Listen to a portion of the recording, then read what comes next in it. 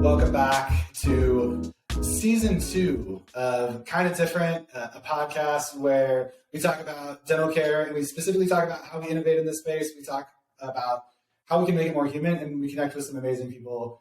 And I'm super pumped to be back. Like, this is season 2, it's the beginning of season 2, and wanted to kick things off in a really exciting way. And so I was super excited to reach out to essentially who I think is the king of dental podcasts, Gary Bird. You probably all already know him, but I'm excited to chat with him today. I'll let you intro yourself, Gary, in just one more minute. For those of you who don't know me, I'm Matt Allen. I'm the CEO and co-founder of DifferentKind, and really trying to help make the world a more human place and make our profession a more human place. And I know, Gary, you are one of those people that is helping do that as well. So thank you for joining us on this very special episode of Kind of Different. Please tell us a little bit about yourself, and we'll dive into chatting. Absolutely. So thank you so much for having me on. It was a joy to have you on our podcast, Dental Marketing Theory, and we got to talk through just what you're doing in the dental industry, which is exciting because it's very needed. That human connection is so needed, especially now with AI and all that stuff. Everything is machine. So the more human touch that you add, the better it seems to work for everything. It just makes everything roll smoother. But a little, just quick background on me. My name is Gary, CEO of SMC National.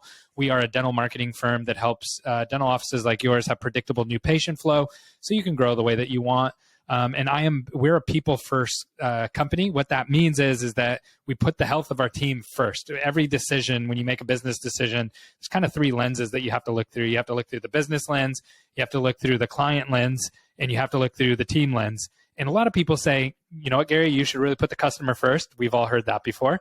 And then we've also heard, the company has to be first, because if the company doesn't make money, no margin, no mission, right? And I get that as well. But we have chosen the road of putting the team first and really trying to emphasize team health and company culture and measuring all of that. And it's worked for us. We've been on the Inc. 5000 list twice. Not saying that the other ways can't work. I just find that there's more opportunities for things to work properly by doing it this way. So we look at the team first, client second, and then how's that going to impact the company overall? And it seems like it creates more win-win-win situations for us. I love it. So I mean, that's going to be my first question, right? So like, we talk about innovation in this space, and feel free to like add in like how SMC is innovating and whatever here. But like, my first question when I hear all that information is why, right? Like, why did you decide to do this? Like, to me, this is a really innovative way of operating, not only in our profession, but in the business world in general, potentially, right? So like, can you just unpack a little bit of your motivation and like why this kind of innovative approach like jobs? Absolutely. So I'm a knucklehead, so I do everything wrong and then hurt myself very, very badly, and then go, oh, okay, that's why not to do it that way, right? So I've done it all the wrong way. So I tried the customer first approach, and what happened there is I ended up taking orders from dentists on how to do marketing for them, and then they fired me. So then it was like, okay, well that doesn't work, right? I need to have systems that we really believe in, that we know that this is going to work for you for certain people, a certain way that just it works, right? So that was number one. And then putting the company first on, hey, let's just make the most money possible, doesn't really correlate well for anybody. It didn't bring a lot of fulfillment for me. Didn't help the company grow, and it wasn't great for the team or the client. So for me, it's just common sense that you're going to get the best outcomes most predictably over and over and over again if you put the team first. And here's why.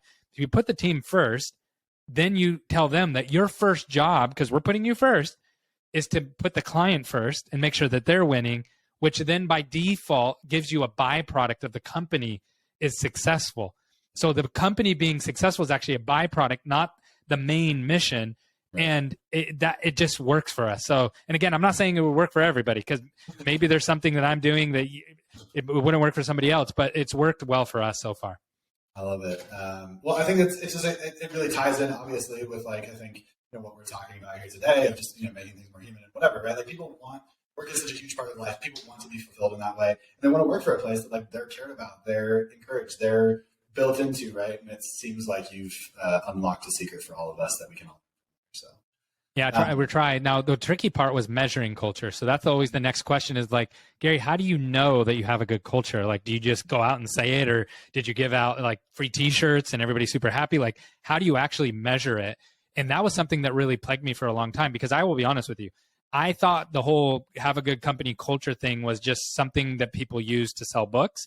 And so when I found out that that's not the case, and it's actually the most important thing to actually grow, at least if you want to grow and have your sanity and joy while you do it, company culture is huge, because I'm the baby in the bathwater too, right? Like, I'm part of the company. So if I want to be happy, I have to have a good company culture. And otherwise I'm going to be stressed out and having, these talks and meetings that I don't want to be in. So we really reverse engineered it of, okay, how can we measure this? So there's two things that we do to measure it. One is a weekly pulse score, and two is a quarterly ENPS. So the weekly pulse score is every week we ask the team to tell us on a scale of 1 to 5 how they're feeling. 5 is amazing, 1 is couldn't be worse, and then in between there. And so it forces everybody to kind of say, hey, this is how we're doing. Now, here's the controversial part. I ask them to tell me how they're feeling overall, not just at work. Yeah. So if you have a sick baby, and you had to stay up till 2 a.m. taking care of that baby, and you're having a rough couple days, we need to know that. And what I explained to the team is, because we're remote, if we were brick and mortar, then I could see the bags on your eyes. I could see that you were struggling, and I could come support you. But because we are remote, I can't see that. So I might be wondering, why aren't they responding as quickly, or why are things not working the way that they should? But if we know what their pulse score is, and we know that they're struggling, and they put in there, hey, my pulse is low this week because my baby's been sick, then we can support them. And that's the whole goal, is to support them. And so that data actually gives us that feedback. Then we have, company pulse. So how's the company feeling overall? How is each team feeling? And then how's each individual feeling? And then I can actually see all that data. So I actually go into all that data, and I never weaponize it ever, like for any reason, because that's so important, is the trust level of, once somebody knows I'm going to get in trouble for saying the wrong thing on the pulse score, then it's useless data. I always just ask, how can I help make it better? That's my only question. What can I do for them? And that's been huge. So that's every week, every team member has a one-on-one around their pulse score, and that's our human, touch, so to speak. And then from there, we do a quarterly ENPS, and an ENPS is an employee net promoter score. So on a scale to 1 to 10, how likely would you be to refer SMC to a friend or family to come work here?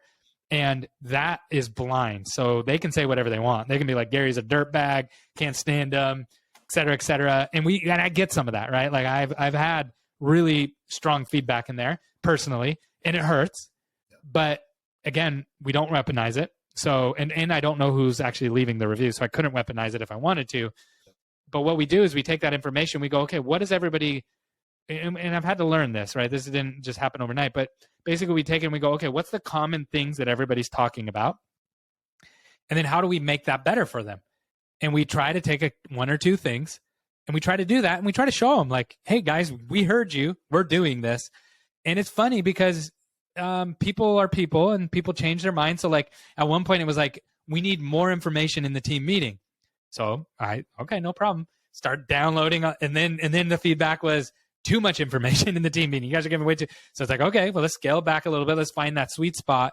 Yeah. Our last ENPS score was in the, I think 68, right under 70, which is amazing we have about 100-person team. So anything above like 30, 40 is like really good.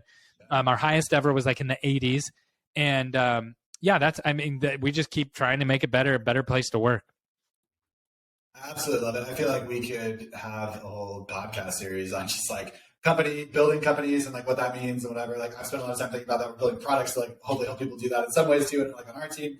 And man, I have so many thoughts there that I'm going to hold right now. That you're just going to have to find Gary at a meeting or whatever and like ask him about and whatever, because you're great at doing that and sharing that. And we want to keep this listenable on a commute, right? If someone's like driving to the grocery store or don't back to work anymore. So awesome. Well, Gary, one of the like questions that I have that I think might give us a little bit insight into you is like we think about just like connection and understanding more about you. Would love to hear like one of the ways, because to keep this theme going too of like company building, right? Like feel like you're a person of gratitude, feel like you're a person of recognizing other people. Like tell us about a way that you like to kind of show gratitude to people. And maybe just like somebody that you like want to call out. You're like, hey, I'm feeling a lot of gratitude toward this person or whatever, like recently. We'd just love to hear a little bit more of like how you think about that from your own practice of gratitude, and then, like how you enable it.